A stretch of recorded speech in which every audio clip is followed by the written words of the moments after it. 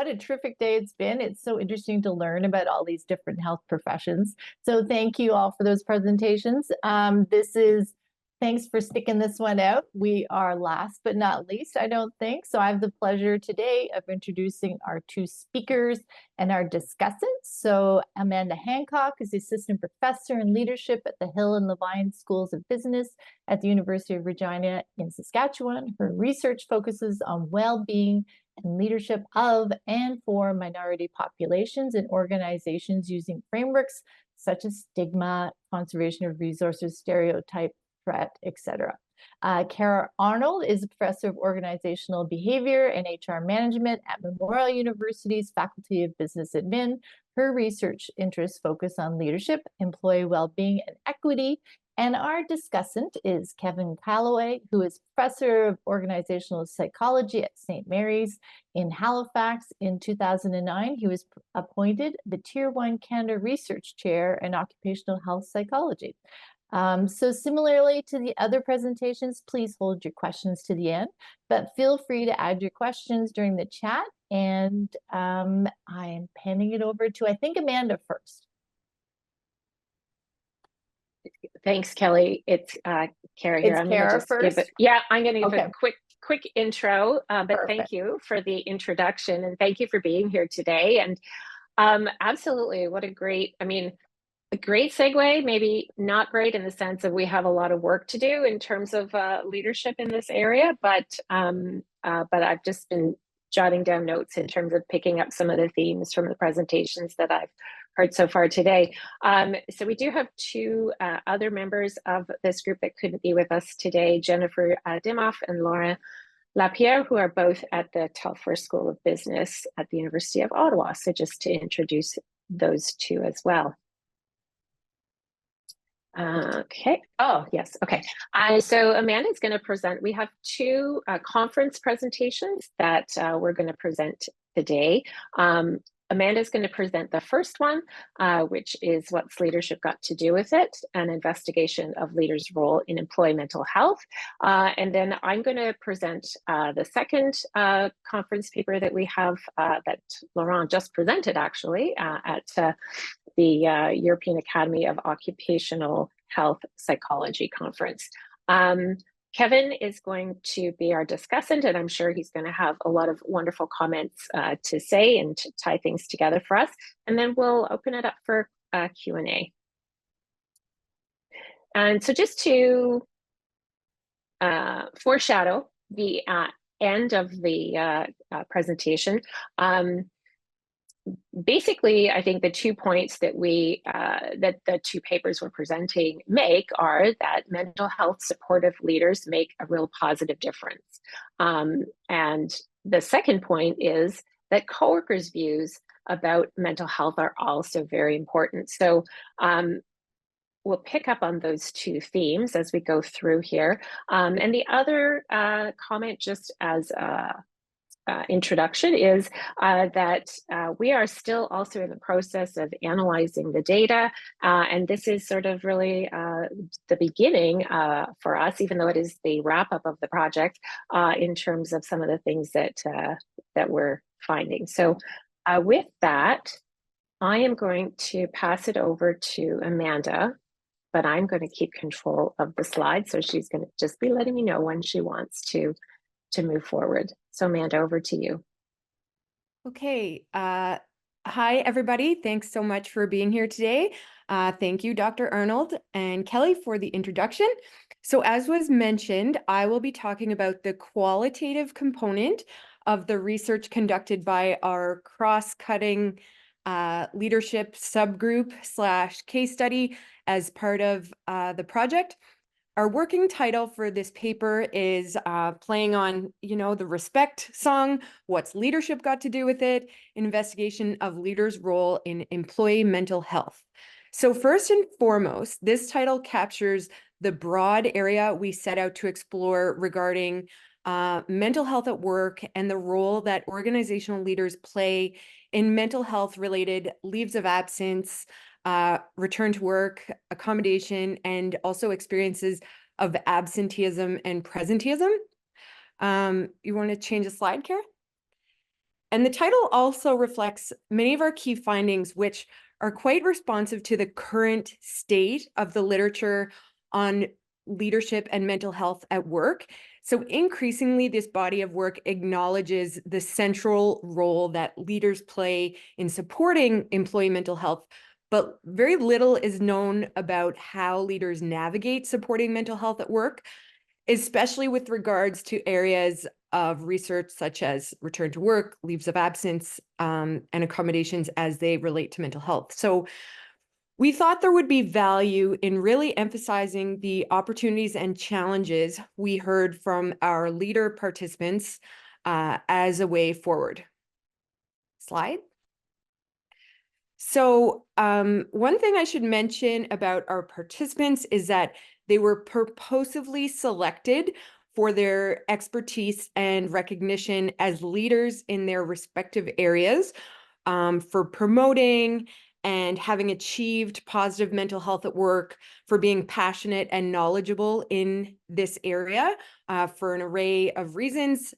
So we wanted to learn from these leaders who are doing it right, so to speak, in order to translate and disseminate the experiences through this research. So to do that, we did 10 semi-structured stakeholder interviews with middle to senior managers.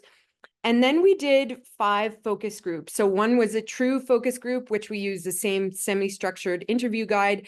And 4 were webinars, which were run by a partner organization called, the webinar series is called Workplace Mental Health. It starts at the top.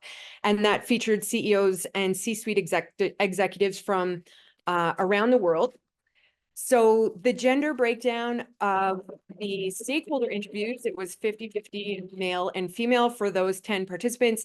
And in the focus groups, it was about 70-30, so 70% female and the remainder male. So we did all of this stuff, some of it during the pandemic, most of it during the pandemic. So everything was recorded on Zoom, and then we transcribed it using Otter, and the transcripts were corrected for quality by myself or another research assistant. And then we performed thematic analysis using Atlas coding software. Okay, slide. So I'm going to highlight 3 key or core findings, and then we get to a part where it kind of brings everything together and communicates the analogy that we're using to situate or frame our findings in. So just to preview, the core 3 findings that I'm going to be talking about are that this needs to be a multi-pronged approach, that leaders can't do what they do without psychological safety, and also the importance of training. So this slide is our very first one. So what we found is that while leaders, yes, they are very important to employee mental health, they cannot be the sole resource. So there are certain organizational supports and structures that must be in place in order to allow the leader to support employee mental health. So some of these organizational supports include rules and regulations, organizational policies, stigma reduction efforts on the formal side, as well as informal behaviors to create and reinforce a culture in which positive mental health is achievable and sustainable, such as norms, values, and role modeling behaviors. So we have a quote there. Oh, sorry, go back.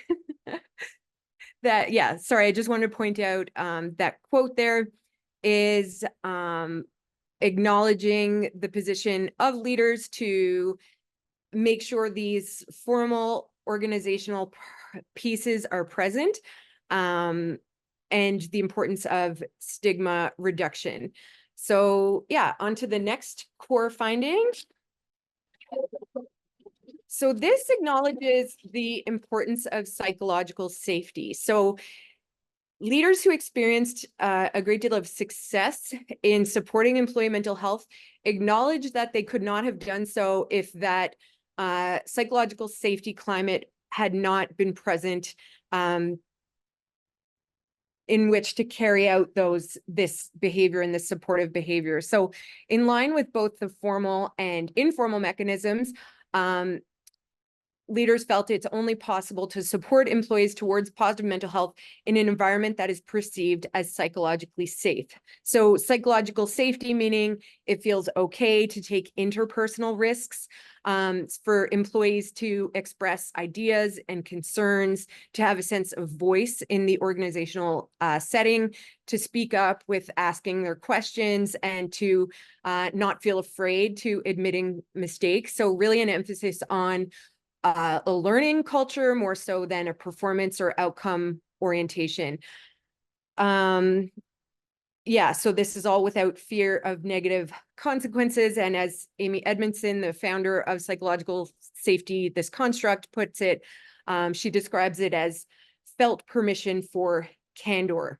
So if this environment of psychological safety and trust was not present, leaders' ability to support employee mental health was limited. So the third one, Kara, yeah, thanks, is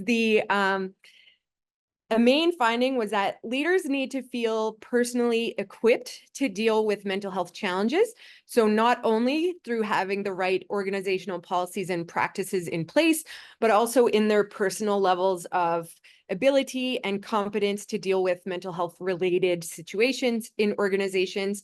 So leadership development programs, or training, in other words, have been reported as an important way to increase this feeling of personal leadership, self-efficacy, and skills in this regard. And yeah, the quote there is alluding to how helpful a particular training program was to deal with things through the pandemic. And we'll advance to the last slide now, which, having reviewed 3 of the core findings. So this actually was prepared by Dr. Jennifer Dimov's PhD student, Michaela Ortinsky, where she will be presenting it in poster format at CPA next week or weekend. And so we situate these 3 core findings and our other important findings that we didn't dive too much into today in this structure of a house. So we saw in our data that there was a multi-level theme, in that we had the advantage of talking to leaders at all levels. So typically in leadership, we think of frontline supervisors as those who are supervising, direct employees, and there's not an additional layer of hierarchy underneath them. And above the frontline supervisors, there is the middle managers, who are responsible for kind of relaying the top managers' instructions and communication to the managers underneath them, or the frontline supervisors. And then there's the C-suite. So that's the CEOs, the top managers, the top management. And we found that there were different perceptions. So certainly it's acknowledged that middle managers are, the caretakers of employee mental health, but there are also systemic issues that middle managers feel, are the organization's issue.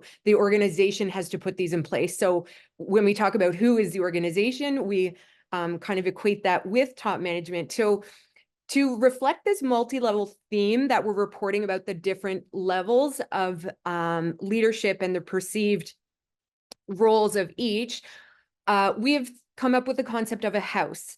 And the foundation of the house, as I discussed in the first core finding, is psychological safety. So it's establishing this culture of trust, and only having a psychologically safe work environment can everything else, be established. And at the roof of the house is employee input. So at first I kind of thought of this as maybe the icing on the cake type thing, but it's not that at all, because like everything in leadership and for effective organizations, it needs to be a participative approach. So to inform the organizational policies, initiatives, and programs around mental health at work, there needs to be a level of employee input. And then in the middle of the house, there's a lot of important things that leaders can add and the organization can provide in establishing mental health supportive workplaces, such as an emphasis on learning and organizational policies and practices, stigma reduction efforts, establishing a shared language that's acceptable in the context in which that leader or organization is functioning around mental health. So the shared mental health language, leadership training and interventions, and transformational behaviors, especially role modeling. And with that role modeling, there could be a degree of self-disclosures as a way that leaders can share authenticity and vulnerability. So yeah, when it comes to employee mental health, we're using this house analogy to emphasize that yes, leaders are important, but there are other systemic components that have to be present to allow leaders to be able to provide that support. So that was a summary of our qualitative findings. Looking forward to hearing about, people's questions today, and also from CPA, the kind of things that Michaela comes across when she presents our findings in that forum. And for now, I'll pass it over to Kara to talk about our quantitative results. Thanks, Amanda. So I'm going to be presenting a conference paper called Beyond Good Leadership, How Mental Health Stigma Undermines Constructive Leadership in Resource Usage. So we were looking in this particular paper at predicting the willingness of people or employees to use mental health resources. And I think we've heard a lot of examples today where leaders can maybe discourage, or the culture can discourage people from actually taking advantage of the resources that there are offered in organizations. So a lot of the barriers. There might also be supports that could be important. So we were interested in what happens when an employee's manager is supportive of their mental health. So you have what we're calling a mental health supportive supervisor. And so in this piece, we're looking at direct supervisors. We're not looking at, the CEOs of the organization necessarily, and the ability that those individuals at that position would have to actually, change policy and procedures. But if we have a manager that we report to who is supportive of our mental health, but we have coworkers who stigmatize mental illness, what happens in that particular situation? So our hypotheses in the study were related to things that mental health supportive supervision would be predictive of, and also to the stigmatization among coworkers. So we measured those two variables, and I'll talk a little bit more about the multi sort of dimensional aspects that we looked at with mental health supportive supervision. And looking at outcomes such as if you've got a mental health supportive supervisor, fewer mental illness symptoms, higher work engagement, weaker turnover intention. So the accounting group, I think, talked about turning over from the profession. This would be looking at, I'm thinking of leaving my job. A stronger willingness to use mental health supportive organizational resources. And those could be things that your boss provides. It could be an EIP if your organization has one. Or we also asked an open-ended question about other resources that your organization offers. We also hypothesized that if there is a high level of stigmatization among our coworkers, so the other people we work with on a day-to-day basis, that would probably, dull the impact of mental health supportive supervision.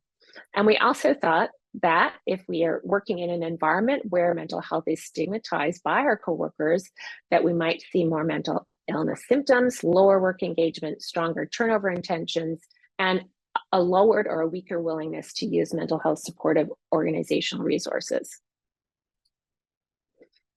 So the participants in our study were recruited by Qualtrics. They're both Canadian and American participants. All were employed full-time. The data was collected at 2 times. So we separated the data collection by 2 weeks for this particular piece to reduce concerns with occasion-induced common method bias. And in this analysis that I'll be presenting, we have matched data from those 2 time points for 487 individuals. At time 1, our average age was about 46 years of age, and our gender breakdown was about 59% male, 36.5% female, so that sort of gives you a bit of an idea of the demographics. I said we would talk a little bit about the multidimensionality of mental health supportive supervision. So we asked questions that got at 3 different dimensions. So an emotional dimension, an instrumental dimension, and an informational dimension. And you can see a couple of examples of the things that we asked people to rate their direct supervisor on. So in terms of the emotional aspect, reassures me when I'm feeling depressed or anxious, and invites me to talk about what's troubling me. Instrumental, I think we've heard this theme come through about workload. And so that would be, okay, your workload is too much right now. I hear you. Let's help you manage that by reducing your workload, not by giving you a mindfulness course or a chance to go to have yoga in the afternoon. And flexibility when I need it. So those are sort of 2 examples of the items in terms of instrumental aspect for mental health supportive supervision. And then the informational piece. So we don't expect leaders or direct supervisors to be counselors, but if I have a mental health issue, can that person direct me to the resources that I need? And then does that person also demonstrate, and I think this is something that's been already discussed today, role modeling, particularly in terms of, I think I heard that in the academic presentations about, how do we put healthy limits on work?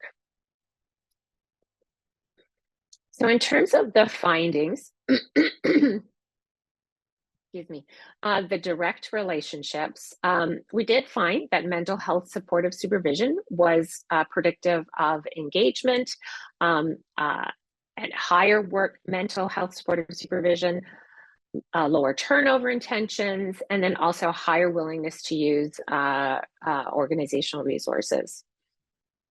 And if we look at the direct relationships for the level of stigmatization of mental illness among our coworkers, we do see that it's positively related to mental illness symptoms.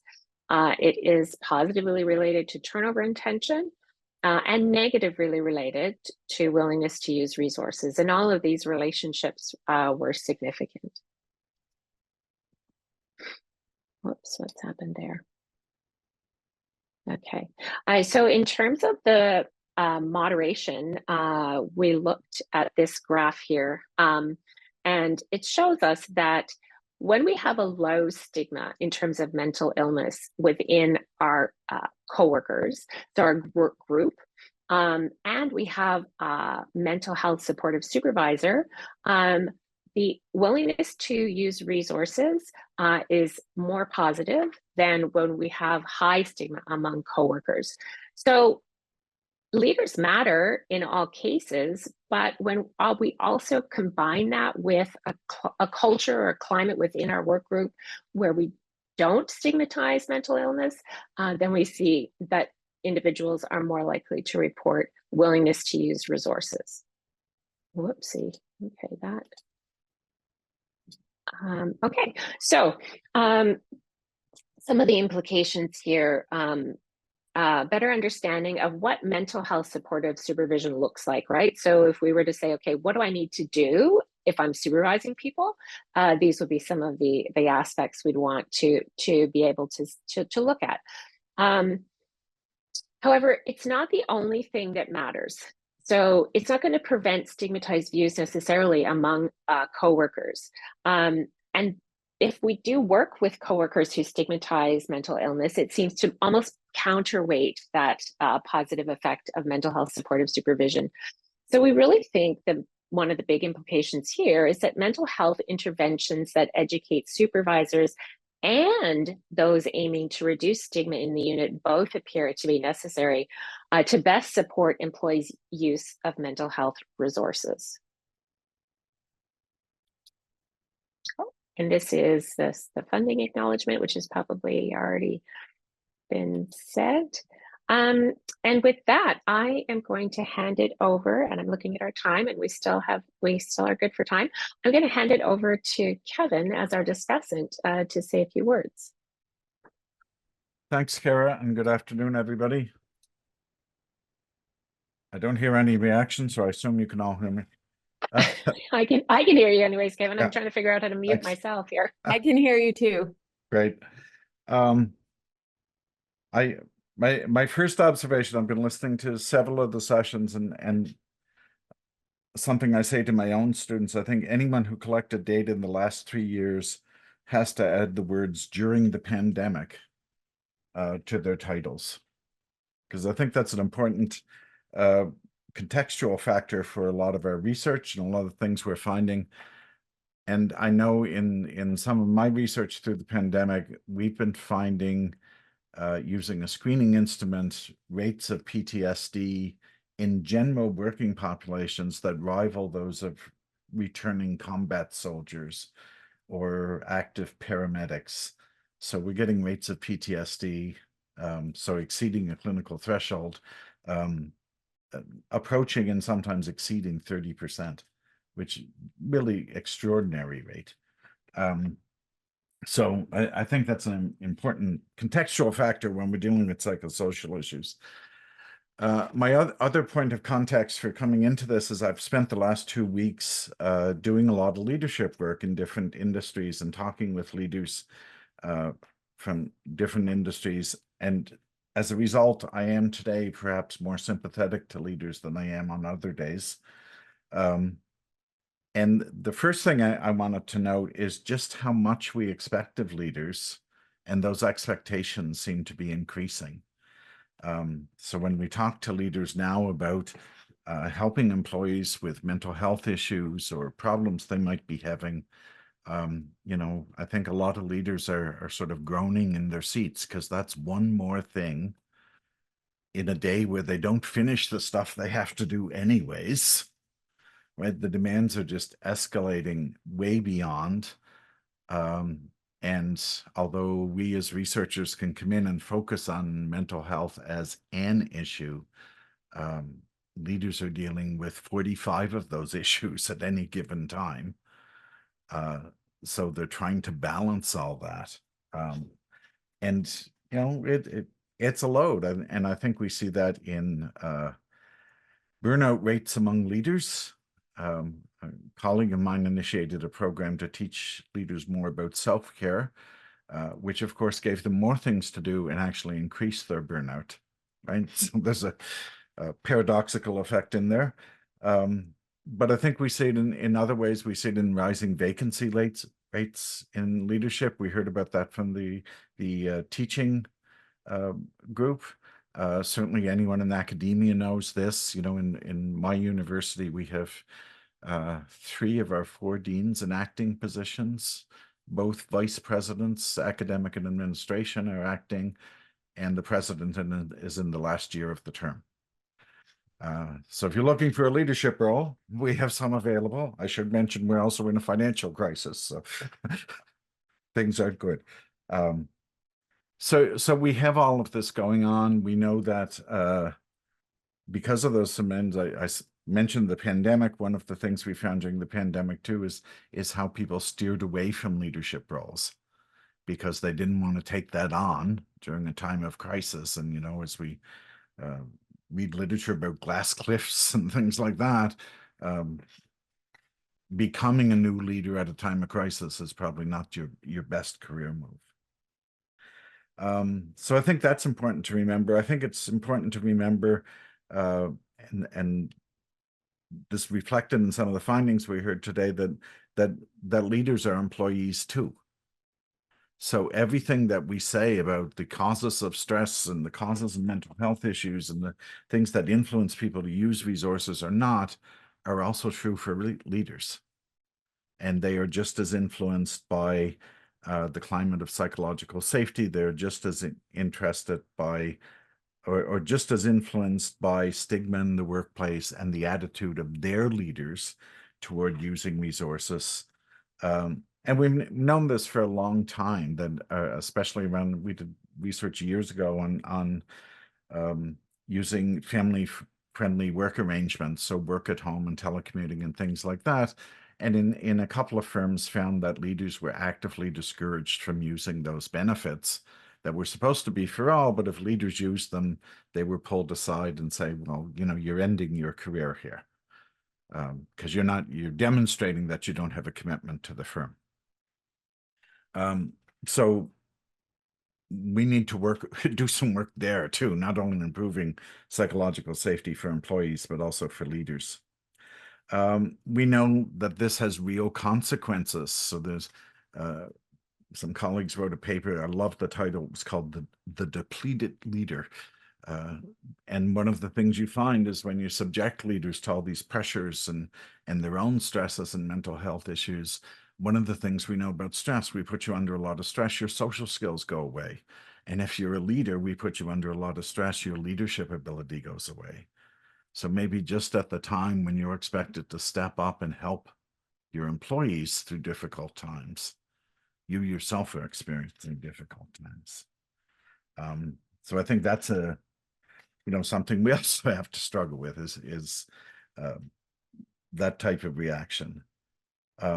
In my own work with leaders, and Jen Dimmoff and I have done some of this, we've often found leaders are really uncomfortable discussing mental health issues in a way that they might not be if you broke your leg or you have a bad back and you need an accommodation. And some of the interventions, psychological first aid and things like that, are seen as sort of mini counseling training sessions, whether they are or not, but leaders are telling us, I don't want to be a counselor. I don't want to be a therapist. Even sometimes the therapists are saying, I don't want to be a therapist in this context. So, they want, I guess, protocols to handle when employees have problems, and they want to help. They don't want to help too much. They don't want to get too deeply involved, and you see leaders sort of pulling back sometimes. And this all leads me to thinking about what we can do in this context. And I don't have any great answers to this, except I think we need to rethink our interventions. So we, as academics, I think, automatically go to training as an intervention. And my model for training is the same one I learned from my advisor and other people have learned, is you put 30 people in a classroom for 2 or 3 days and you teach leadership skills. And if you go into a lot of industries now and propose that, they laugh in your face. So you don't go into healthcare and tell them you want to pull 30 people off the wards and put them in a room for 3 days to talk about psychological safety, and you will not get too far. That model of training has to change, and I don't know what the new model is. We're experimenting with micro training, so very short sessions, online, asynchronous, that focus on very specific skills, how to give feedback, how to give recognition, things like that, as opposed to how to be a better leader or how to deal with mental health. I think that's one way forward. Another thing that strikes me is how unwilling organizations are in general to invest in leadership development and invest in their leaders. And the cheerful or the brightest thing I heard in the last 2 weeks is I was talking to some retail leaders from Alberta, and Saskatchewan. Retail is not known for investing in their employees.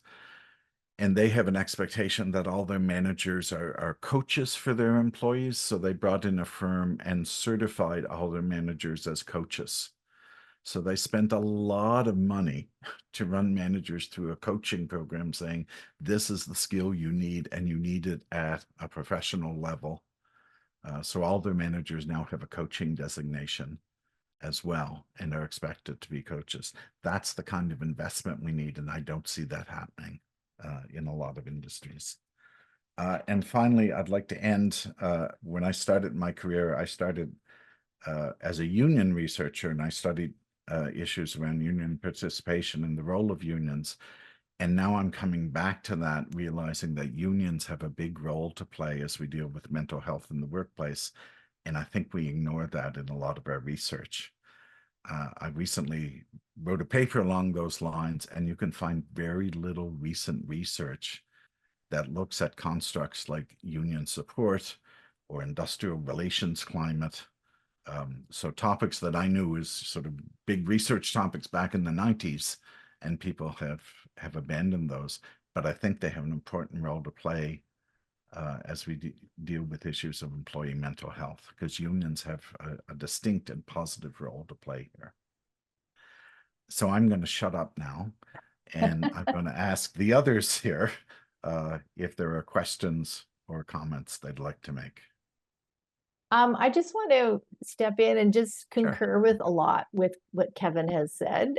We often forget that health leaders are part of the health workforce. And I've had this conversation with Ivy. We keep every policy report that comes out says we need to build their leadership skills, etc. But we never say how to do it. And leaders are seen to be the change agents for some of these things, but we're not investing in leadership development at all. So we did a benchmarking study, and we do it every 5 years. We're not increasing the amount of time or resources that we put into developing our leaders. It's less than 1.5% of budget, and it's just been decreasing. And so how are we doing these expectations for the next generation of leaders? We're not building capabilities as we go along. And so I guess my question is to some of the researchers, how do we begin to see leaders as part of the health workforce? And how do we really get this message out that we need to invest in that next generation of leaders? Because as Kevin mentioned, no one's putting their hands up anymore to be the next CEO, because it's so difficult. The expectations are horrendous. So any thoughts on that? And I'm very curious on where this research will go next, because CHLNet is all about linking evidence to practice. And so I want to see the evidence, and how do we start to integrate it into practice and policy going forward? So I'll pause there.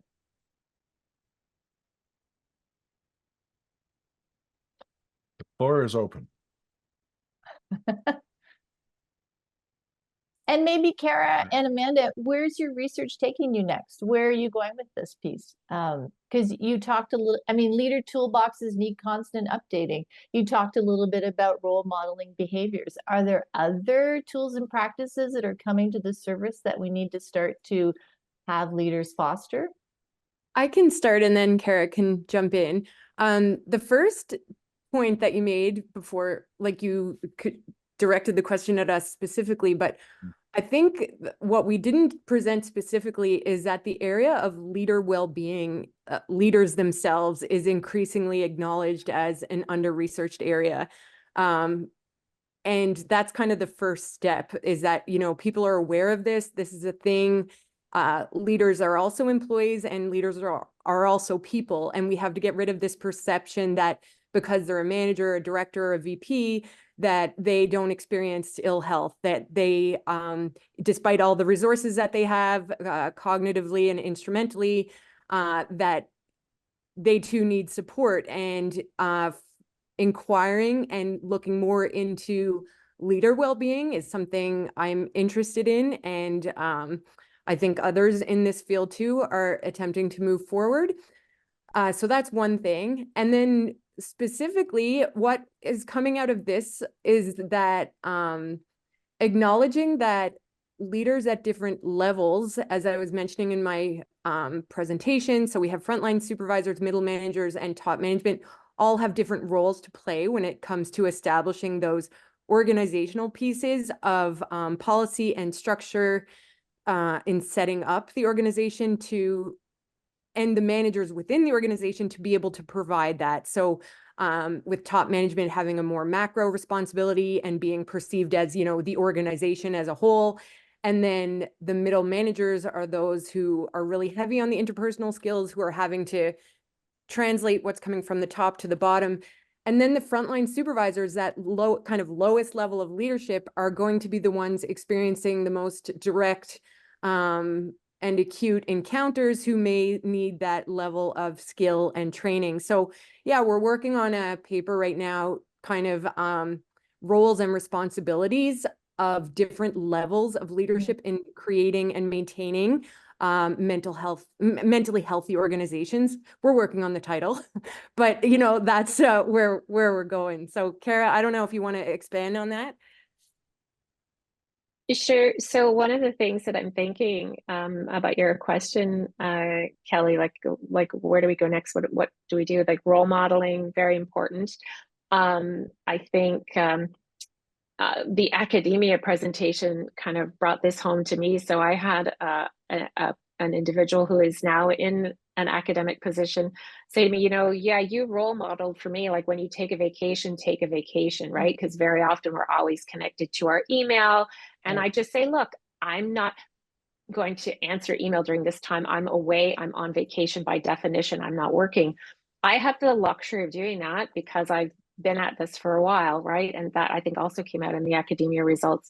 But I think it's so important because that piece, those little things become big things, right? And so over time, if we have many people role modeling these things, then that, can make a big change. And the other thing I'm thinking about, because like, what do we do? The problem is like so systemic and it's so big, like, how do we change things? And there's so many other pressures, right, in terms of leadership that Kevin was talking about.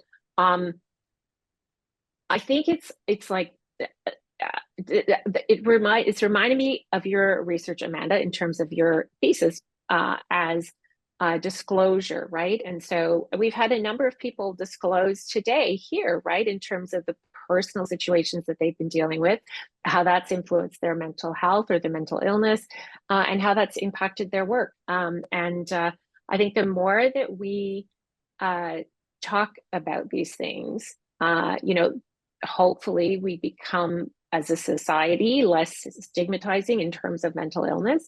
And I think I see that in younger generation, right? So my kids are much more open and they understand much more than I ever did, right? In my generation, it was just suck it up and do your work, right? And don't be at any of this, right? And the younger generation is not like that at all. So I think that's why we see, right, these higher rates of turnover, right? If I'm, in a job or in an industry or profession, that's not serving me, I'm more likely to leave. Anyways, it's maybe not a very satisfactory answer, but it's one of the things that I think is important. Kara, because you opened the window, I've got to jump through it now. But what I found in my PhD dissertation is that when leaders make a disclosure in a workplace environment, it's that if it's perceived as appropriate, fully loaded word appropriate, so what exactly is appropriate, then they're more likely to get support from employees. Right. So we've heard lots of disclosures today because I think this is perceived as a very psychologically safe environment. But some industries and some workplaces are not. And so those disclosures have to be made with the discretionary eye, I guess, of the leader to take into consideration to whom they're disclosing, and is this the right time, setting individual situation and finding out that sweet spot, it's called, between appropriate and inappropriate to getting that support and that role modeling behavior that people are looking for, as opposed to like TMI type thing. So just wanted to add that in. No, a great point. You can see the rise in compassionate leadership, relational leadership. It's really at the forefront. But again, we need to invest in it too, going forward. So unfortunately, we're at time. Thank you, Amanda, Kara, and Kevin, for your thoughtful and enlightening presentation. And I look forward to seeing more results coming forward from the project. So I'm going to hand it back to Ivy. Thank you so much, Kelly, and to the leadership team, a huge round of applause for this work. So thank you so much.